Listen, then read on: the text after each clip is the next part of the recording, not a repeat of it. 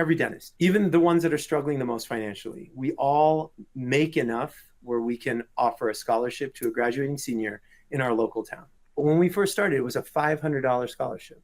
It's not very much, but it was still very appreciated, and it was noticed by the entire community. We were the only dentist. Actually, we were the only small business in our entire community that was giving away a scholarship. Welcome to the Phil Klein Dental Podcast. Practicing high-quality dentistry with premium materials is a cornerstone of building an extraordinary dental practice, no doubt about it. But there's another crucial element, one so vital that without it, reaching the level of extraordinary is nearly impossible. This key component has been the foundation for some of the greatest companies in existence today. Yes, you guessed it, it's customer service. Without exceptional customer service, your dental office may be good, but it won't reach its full potential. Today we'll be talking to a dentist who is an expert in customer service. He will share insights and strategies to help us elevate our customer service game and move toward establishing an extraordinary dental practice. Our guest is Dr. Ankur Gupta. Dr. Gupta graduated from the University of Michigan School of Dentistry in 2004. He is in private practice in North Ridgeville, Ohio, and has become a sought-after speaker and lecturer on many aspects of how to build an extraordinary dental practice. Dr. Gupta, thanks for joining us today. It's a pleasure to be back here. Thank you so much for having me, Dr. Klein. So, Dr. Gupta, you are a really well-known speaker, and you speak very articulately and with great enthusiasm about the concept, the notion of creating an extraordinary office. And you use the term extraordinary quite a bit, and we all know what that word means. But in some respect, many of us think we have extraordinary offices. That's a kind of a term that's relative to the person who's using it. What do you mean when you use the word extraordinary? I'm glad you asked that because often when I ask that question at a lecture, I say, is your office extraordinary? The person say, yes, I think my office is extraordinary. And I'd say, okay, what is it about it that's extraordinary? I'd say, well, we're really friendly. We do great customer service. We deliver high quality dentistry. We use the best labs, the best materials. Okay, I hear that. Actually, I would say that the 90% of the people that are listening right now, if I were to go up to them individual, I'd say, what makes your office extraordinary? They would give me some version of what I just said. And the problem, and that's great, that's wonderful. That's something to be proud of, but that doesn't exactly make you extraordinary. It just makes you ordinary. And it's good, but it just makes you ordinary. Good still, but and nothing to be ashamed of. But one thing that I think I've always had a hunger for is to have a uniquely extraordinary practice, to have an office that, that people in the community would say, oh, wow, they're the only ones that do that. Wow, that was neat. I've never seen a dental office do that before. And that was always burning in me, for sure. It's a successful enough practice where we can pay the bills, et cetera, fine. But I think that there was just something personally driving me. Okay, my wife and I, we own this practice, and maybe we have the capacity to make it an extraordinary office. The problem is we're both very ordinary people. I have bouts of laziness. I have bouts of impatience.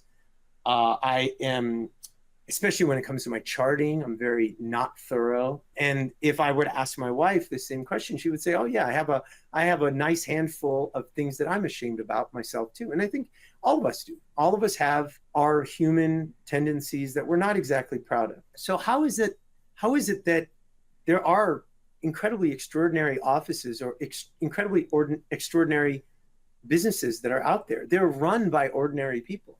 They're run by humans that have some of the similar flaws that me, you, and a lot of the people listening to do. And what I realized is that there's three things that every extraordinary office must possess.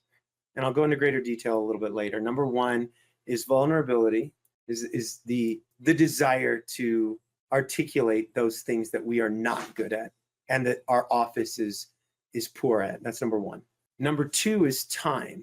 And that is, okay, we want to do this crazy, extraordinary philanthropic thing. It's going to be amazing. We're going to deliver a bunch of free dental work to an underserved population. And it's going to be, the entire community is going to say, wow, what an amazing dental office. Well, you don't do something like this by having a little morning huddle where you talk about it, or where you get together during lunch and you say, hey, let's do something like this. You can't delegate, you can't systematically plan and implement extraordinary things without that time. And number 3 is delegation. And this is probably the hardest thing for a lot of dentists, because we were taught how to be dentists, and then we became entrepreneurs. And when we became entrepreneurs, we were maybe given the impression that we were in control of everything. Everything has to run by me. I'm in control. I have. Does Op 1 need new wall hangings? Okay, I'll get the wall hangings. That's a very common thing, right? A inability to trust our team members to implement a beautiful solution because we think, hey, I'm the boss. I'm the one who has to do it. So those 3 things, time, vulnerability, and delegation. And so actually, I don't want to go too much detail about each one of them.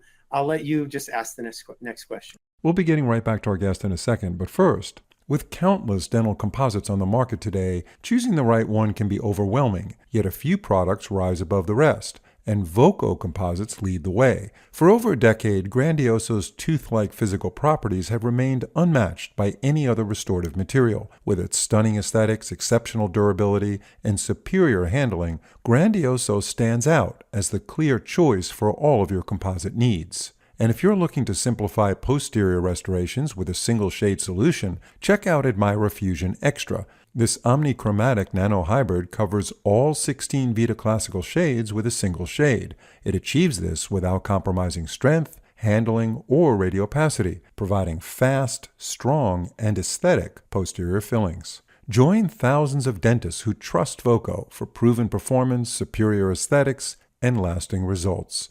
Explore Voco's full range of composite materials and request a sample at voco.dental. So you talked about in a previous discussion we had, this was several years ago, Dr. Gupta, and it was about an umbrella.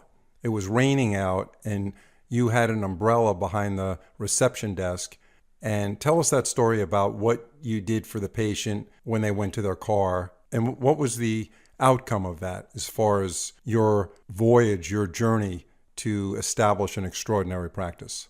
Yeah, that's a great question. Okay, so I was just doing traditional dental work on an elderly female patient, and I walked her to the front, and it was pouring outside, and she was walking out with a bag, like a goodie bag. She was walking out with her actual purse or handbag. And then she was walking out also with a folder that had some of the financial paperwork from whatever she paid for the office. And I could see she had a lot of things in her hands and it was pouring rain. And so I just thought, not because I wanted to create an extraordinary practice or anything like that. I just thought the decent thing to do here is let me grab the umbrella, let me hold the door open for her, and let me walk her out to her car. And she was really, really, she was just tickled by that. I mean, she was so grateful.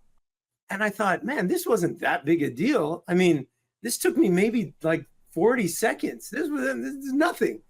And I had this patient who just thought I was like the greatest thing ever because I did this extra little thing. I held the door open for her, right? And so anyway, I got back and we had a team meeting the following Friday. And I said, hey, how hard? I want to ask all of you, if we made it a policy where every single time it's raining, that whatever patient leaves our office, we are at least offering to walk them out with an umbrella to their car, and then we'll just use that same umbrella to walk back into the office. I said, what would make that unrealistic? And a couple of the employees said, well, if there's people leaving at the same time, we need more than one umbrella. And I said, okay, well, that's all right. We could do that. And another person said, well, I don't know. That's a lot of time. I mean, there might be 20 patients leaving. That's a lot of visits to the car. And then I asked them, I said, well, if somebody offered you to walk you to your car with an umbrella, would you take them up on the offer? And almost everybody said, no. I would appreciate the offer, but I would still walk to my car. I know I would. I'm a 45-year-old dude. I'm just going to walk to my car. I don't mind getting wet, but I would appreciate the offer. But who would take us up on the offer? The people who would appreciate us the most. So I said, okay, let's just do it. I'm going to buy 2 extra umbrellas. We're going to have 3 sitting there. Every time it rains, it's a part of our job description that patients walking out will be at least offered for somebody to escort them to their car, hold the doors open, maybe hold their little goodie bag for them, etc. What we found is in a day where there might be 20 patients who we make that offer to, 2 people say, yes, I would appreciate that. 2 people. It's no extra time, 40 seconds each. It's a minute 20. It's nothing. Everybody can do that. And what I realized was, wait a second, this had nothing to do with how nice of people we are, how caring we are, how good our customer service. This had nothing to do with that. This had 100% to do with having a discussion about it beforehand, and then making sure that we had the infrastructure in place, meaning the umbrellas available. You talked about, whether it was this podcast or a previous one, I believe it was a previous one, where your real desire was to make your office different, something that stands out. And even though you talk a lot about systems and doing things properly in the office with your employees and having the morning huddle, a lot of offices do that. So how do you separate yourself or differentiate yourself? And that little thing that you were doing with the umbrella, like you said, it didn't really cost you a lot of time, because probably 98% of the people said, that was really nice, but no thanks, I got it.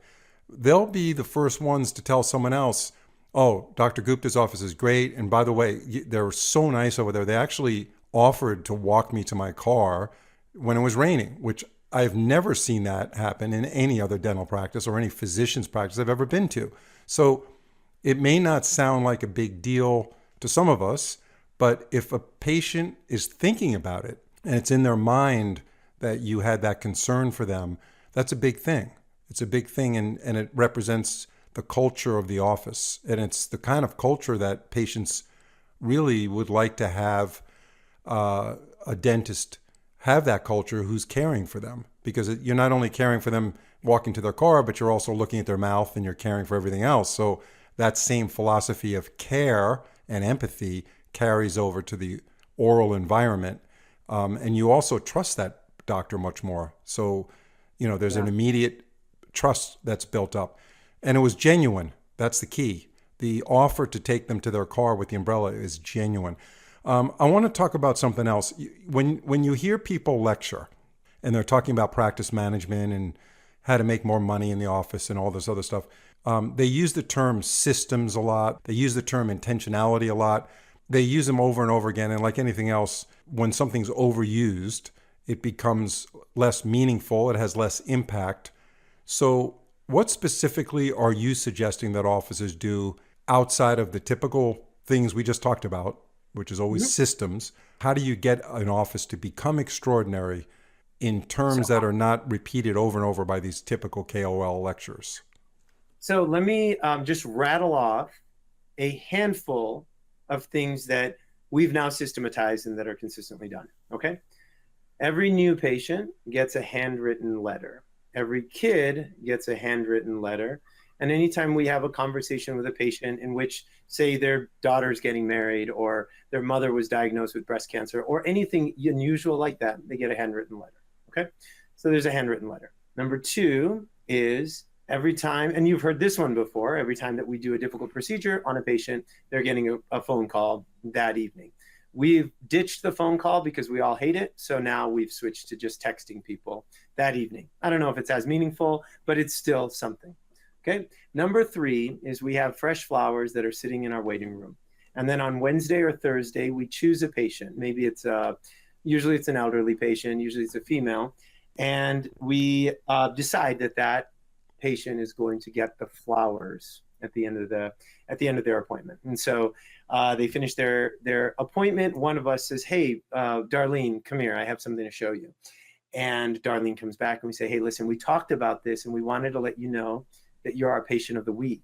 And we wanted to give you these flowers. And then Darlene, she's just incredibly grateful because she hadn't expected that. Number 4 is if a patient is waiting for more than 5 minutes to be seen, we give them a Starbucks gift card and a little handwritten note that we've already pre-written that says, sorry for making you wait. This isn't our style, but we appreciate your patience. And there's a Starbucks gift card for, I'm in a position now where my Starbucks gift card is a little bit more generous. But when I started doing this, it was a $5 Starbucks gift card. Okay. Enough for one coffee.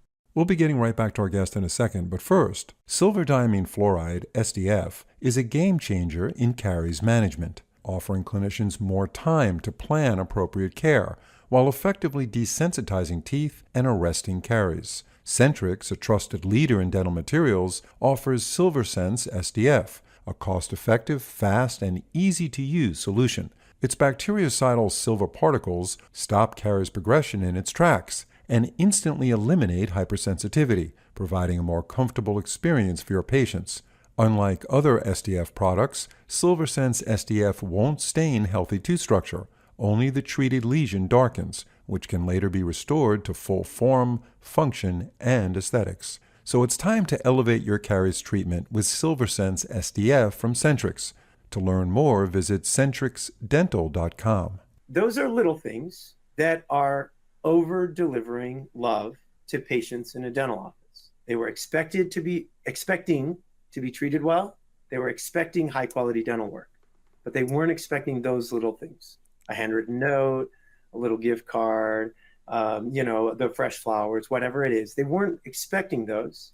And I think that all anybody here listening would have to do is just sit there with your team and say, okay, I have a couple examples of what I would call extraordinary customer service. It's customer service that nobody else is doing. Give me some more ideas. And team members can come up with all sorts of amazing ideas. Then, after you've come up with 9 or 10 good ones, you say, okay, let's now take some time to really attack one of them. Let's come up with every barrier, every point that would make this unrealistic, and let's attack that. And let's make it so that it's so systematic that anybody can do it. So for example, I think everybody here would agree the handwritten note thing is a good idea. But I'll tell you this, Dr. Klein, if I didn't have my handwritten note stationery sitting right here on the desk next to my computer, where all I have to do is basically use zero effort to write that note, I wouldn't do it because it wasn't systematic. If I had to go and find the stationery, or if I had to go do, I wouldn't do it. Everything has to become easy in order for it to be systematized. Okay. So can I give you 2 more ideas? Sure. Do you mind? Sure. Okay. The 2 other are just your reputation in the community. I think every dentist out there, every dentist, even the ones that are struggling the most financially, we all make enough where we can offer a scholarship to a graduating senior in our local town. Okay. My wife and I now, we are at a position in our lives where our scholarship is a bit more generous. But when we first started, it was a $500 scholarship. It's not very much, but it was still very appreciated, and it was noticed by the entire community. We were the only dentist. Actually, we were the only small business in our entire community that was giving away a scholarship. Weird. We weren't the richest, but we were the only ones. The second thing is, I think every dental office, especially dental practice owners, if you have a space, close your space for one day, close it to your regular schedule for one day, and just see underserved people, whether it be military veterans, whether it be inner city children, whether it be whatever it is, whatever you would find the most satisfaction from doing, close your office for a day and create a Veterans Day of free dentistry, or give kids a smile day, but directly from your office. Not a lot of offices do this. It's something that if you do it and you systematize it, well, then you can do it every single year. How do you qualify those patients to come in to be eligible for that free care versus your current patients of record? So my day is a Veterans Day. And so we do a lot of effort marketing to local VFWs, VAs, American Legions, community colleges, et cetera. And then we don't do anything to qualify them. If somebody decides to come in and get the free dental care and they never served in the military, I don't know, that's on them. I'm not going to take the time to. So how long have you been practicing dentistry with your wife? 20 years. We're celebrating the 20th. Okay, year. so 20 years. Now, when you got out of dental school, you had a lot to think about. It took you a while to develop these ideas that you're now implementing in your practice. So real briefly, before I get to my next question, tell us what part of your career you realized, wait, I could do more to make my office and my practice extraordinary. I could do more to differentiate my practice from any other dental practice in my area. I need to get my team on board with this. When did it start to happen, and what caused it to happen? What made you come to the enlightenment period with this kind of culture where you really wanted to find new ways to make your office extraordinary beyond the typical ways that the person, like you mentioned in the top of this podcast, would normally mention? We have a great lab, we have great equipment, we have great dental chairs, they're comfortable.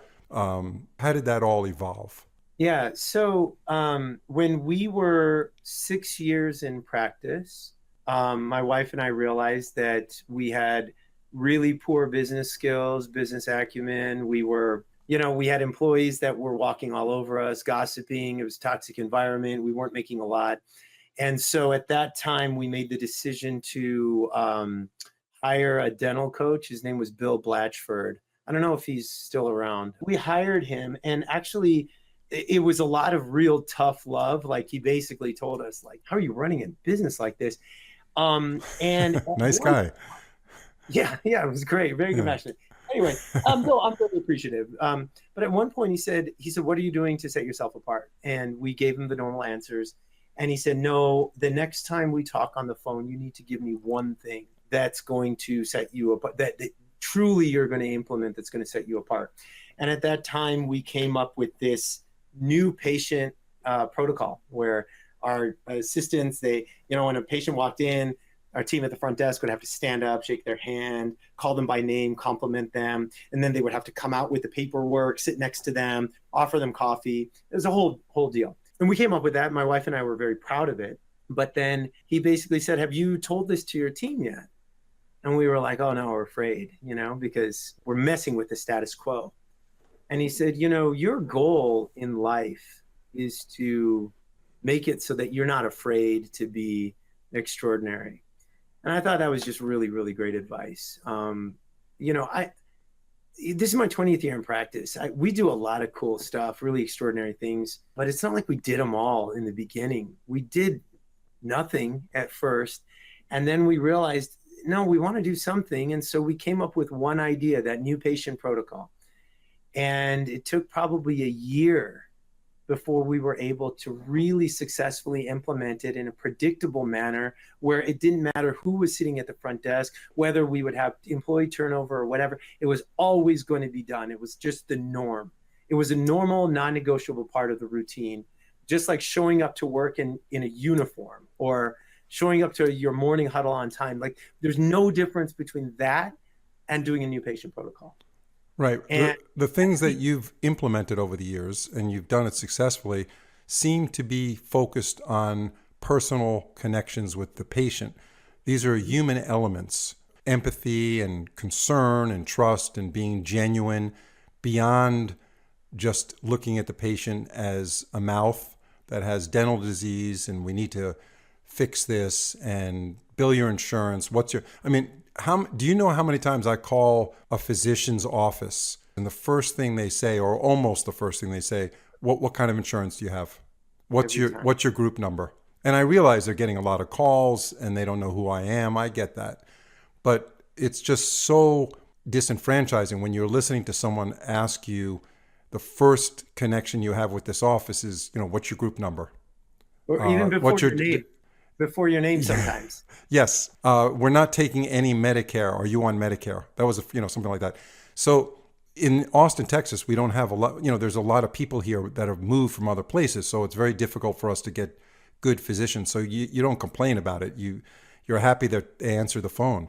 But what you've accomplished in your world, which I believe is a suburb of Cleveland, Ohio, the people in your community notice what you've done, and you've taken it to a level that's extraordinary, no pun intended. I know that's what we're talking about, but it's all personal connection stuff. Yeah. It's not like we have a fancier office or higher end equipment. I mean, that does help, but that's not the priority for you in making your office extraordinary. It's the personal connection. So can this approach be utilized by any dentist in any practice? Because some dentists work in DSOs, some dentists are solo practitioners. Are there any restrictions on that, or is it just something that any dentist can implement and make it work? Yeah. Okay. So in a previous podcast that you had me on, we were talking about health and longevity. And that there are certain people in certain situations where they can go out and play basketball with their kid, then they can go to a yoga class and they can do stretches and go for a run. And then there's certain people that are so busy and they're so limited that all they can do is spend maybe 5 extra minutes every day doing some stretches and strengthening. But in both cases, if you go from 0 to doing 5 minutes of stretching and strengthening, you are going to permanently change your trajectory health-wise. So when we look at certain yes, it's true. I have a practice. I don't take PPOs. We're a slower paced office. There's more of a boutique style. Yeah, it's true. I can do a bunch of these little extraordinary ideas. Great. Good for me. And then somebody listening is like, dude, I'm not like you, man. I have a much busier office. Things are crazy. We don't have enough time for pay. Fine. That's okay. Maybe you can't do everything that I just rattled off, but you can do something. Everybody has the capacity to improve a little bit, to do something. And so even the busiest offices, you sit down together, you think, how can we over deliver just a little bit more love to our patients? How can we make this a more loving 4 walls than it was before? And how can we do it so it's realistic and it's implementable permanently, where we're still doing that same thing 5 years from now because we've systematized it. Everybody can do something, even the business offices out there. Yeah, and what you're talking about pertains to every business, every small business especially. We have various shops in our shopping center in our community, and some of the people that work there are just so nice and so caring. You look forward to going in there and saying hi to them and picking up the conversation, and their business is thriving, whether it's the cleaners, whether it's the bakery, whether it's there's a healthy pet company that does, cat food and dog food and pet supplies. And they are like, return anything the cat doesn't eat, even if it's open. We donate it and we get reimbursed. Don't even worry about it. Try 4 different types of canned food. And then they tell you about new things that are good for a torn ACL on a cat. These are interactions that you're developing with the person who is running their business that differentiates them, and you really enjoy spending your money there. You don't mind spending your money there. And a dental practice is a business. We all know that. I mean, your case acceptance, Dr. Gupta, must skyrocket once after this whole process became mature. I mean, in closing, and we only have a few minutes, tell us about your case acceptance, like what this has done for you as far as making recommendations to patients about treatments. So it's interesting. So a person told me, I don't remember where I got this, but they said, your financial decisions are basically made based on whether you like a person, you trust a person, and what's the other word? You like them, you know them, you like them, you trust them. I don't remember what the 3 were. What's really cool is, like, if we do this stuff, they kind of already know me, like me, and trust me before they've met me. I'm just a random dude in scrubs who's walking in and looking at those x-rays, but because they were so well treated, I'm going to make a recommendation, but they feel like that recommendation is coming from somebody that they like and trust more. And it makes the case acceptance factor much less of a stressful thing. There's a phrase that I use every time I talk to a patient and I recommend expensive treatment. I say, I don't want to do anything that's going to cause you financial stress. I don't want to do anything. And I look at them right in the eye, and I don't want to do anything that's going to cause you financial stress. And you would think, like, oh man, that's not a good sales technique. No, that's actually the best sales technique. It's the thing that I think most people wish they would hear whenever they're seeking out a service. So I wanted to close with that. Dr. Gupta, thank you very much for a good conversation, the importance of connecting with your patient, customer service, creating an environment where you can actually achieve an extraordinary practice with techniques that are simpler than you think. And these are techniques that actually work. Patients connect with you that way, and tremendous value to developing the trust between the patient and the provider. Have a great evening. And again, thank you very much for joining us. Absolutely. Thank you, Dr. Klein.